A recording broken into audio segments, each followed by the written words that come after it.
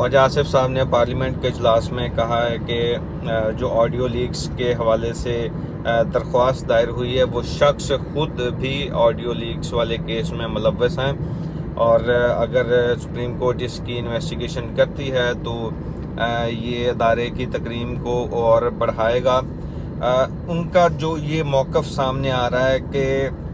خاص طور پر جو حاضر چیف جسٹس ہیں ان کی بات نہ مانو، جو آنے والے چیف جسٹس ہیں ان کی بات کو اتنی تکریم دی جا رہی ہے، اتنی عزت دی جا رہی ہے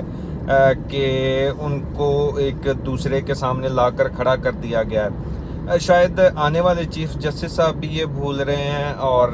گورنمنٹ بھی یہ بھول رہی ہے کہ جو مرال اس وقت سپریم کورٹ کا گر جائے گا وہ گر جائے گا، وہ آنے والے چیف جسٹس صاحب کے لیے بھی ویسی ہی مشکلات لائے گا،